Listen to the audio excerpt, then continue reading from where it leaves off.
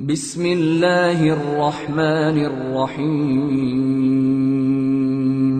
بسم الله الرحمن الرحيم الحمد لله والصلاة والسلام على سيد المرسلين وعلى آله وصحبه أجمعين أما بعد. I think it's very important to speak about student loans. It's a question that I'm been receiving, and I'm sure many other ulama have been receiving this over and over again, and there's been a lot of reaction to it because it's a need of the time. You know, we've got many youngsters, many young people who want to go and study because studying is something good. We need professionals in this country, and we can't discount that fact. You know, I would really encourage that those who have the ability to study, they should do, because and do it with the right intention. However, the question is about funding. I mean, the pricing or the fees went up from about 3,000 or 4,000 to 9,000, which is exorbitant. It's essentially, it puts it beyond many people's means, and that's why we definitely need to try to have that changed in some way or the other.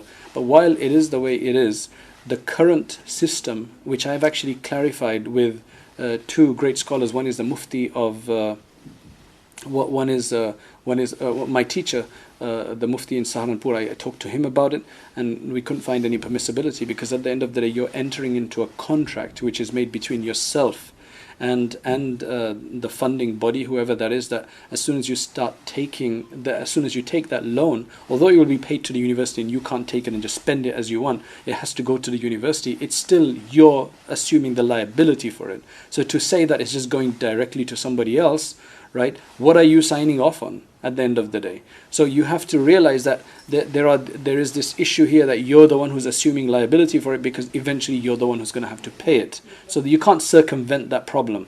So you're assuming it. The interest starts straight away.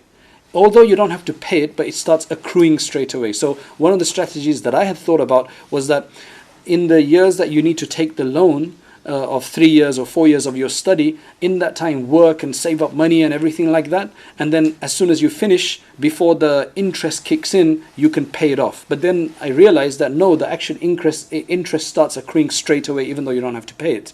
Now they do say that you're not going to pay it until you start making 21,000. So I've had questions from people who say, I don't want a job afterwards, I'm just doing this for the knowledge. So my thing is that, why are you putting yourself into this kind of a bind? Because you have to realize that there's many other diploma courses and other courses that are much cheaper, $1,000, £1,000, £1,500, etc., etc., that will teach you things. And there's other ways of learning. In fact, there's many free ways of learning. Now universities are going online. Many universities gone online. Even UK recently, they've launched online, and those classes are actually for free. So if it's just for education, you've got many other places. Khan Academy at some level. There's many others as well that you can go and get free education. There's a lot of education out there that's for free nowadays, right? So for you to put yourself into this kind of a bind and assume this liability.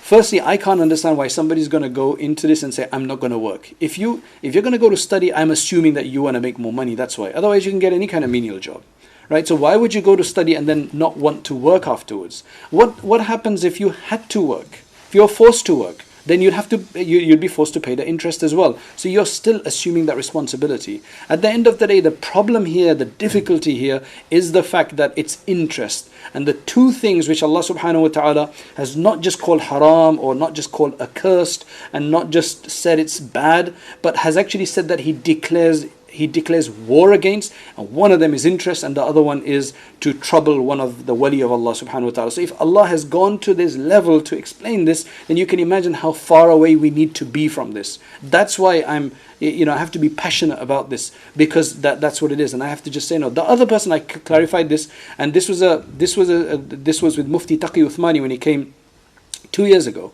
Right, and we were sitting in Leicester, and there were a number of other muftis there. Mufti Muhammad ibn Adam was there, Al-Kawthari, Mufti Zubair Butt was there from Bradford, and there were a number of other ulama there. I believe Maulana Abdur Limbarasa, my teacher, was there as well. And I asked him this question. He said, no, it's not permissible. Right? So I'm not saying this on my own behalf. However, then we did learn from Mufti Zubair. He did say, and recently there's been this poll that's going around where there are some lobbies that are Muslims that are trying to lobby the government for a system that will be conducive to Islamic finance, the halal way of doing things. So there is this poll on right now, right, which we should definitely take part in. Now, having said that, right now, if somebody wants to go to university and somebody's already done it, they need to make tawbah. right? Those people who are considering, I'm going to tell you it's haram because I can't give you a fatwa of permissibility and assume that responsibility. So what should you do? I mean, we need to find a way out of this. So until the government, hopefully, inshallah, may Allah subhanahu wa ta'ala make them change their model. But until that happens, what do you do? Well, essentially, you borrow from others, right? You borrow from others. Number two, you would be liable for zakat. You will be entitled to zakat, because if you don't have any money, you don't have enough money to spend, you don't have enough money to pay, right? Which means that whatever amount of money you have, it has to go towards it, and you're zero, you're in debt for the rest of the fees because you have to give them in installments, then you are liable for zakat. So you can accept zakat money if you are entitled to zakat. And I think as a community as a whole, and I've mentioned this on Eid Day as well, we're sending huge amounts of money, our zakat, lillah and other funds, we're sending contributions to other countries. And I think we need to start working at home. I really think we need to start working at home, because yes, it's good to help people in other places as well that maybe not as well off as us and that need things. But at the end of the day, this is for the survival of the Muslims and for them to increase their heritage in this country and to have professionalism and professionals and academics in this country. It's very important as well. So I think as a Muslim community, we need to think about this. We need to have scholarship programs. There's a lot of money in this country, right? And the government gives a good 25% gift aid contribution as well. That means every £100 that somebody's giving, they're getting 125. Their charity is going to get 125. That means if they're receiving £1,000, they're going to end up with 1,250. That means on every £4,000 that they're receiving, they're getting an extra £1,000. So for every 4,000, they're receiving 5,000. That's amazing, right? In America, it's different. In America, the person who is giving, he gets that much back according to how much taxes he pays. So if you pay 20% tax in America and you give a contribution to a charity, you get 20% back, not the charity. But in England, the charity gets it. So the charity is laughing all the way. So we need to really, really strategize in this regard and really be thinking about our people at home, right? And yes, we can still send, help others out there, but we need to help our people. We need to set it up because we owe it to us and especially to our children and grandchildren that we need to set up this kind of thing so we can have decent, sufficient professionals in this country who go and study. This is not just for universities.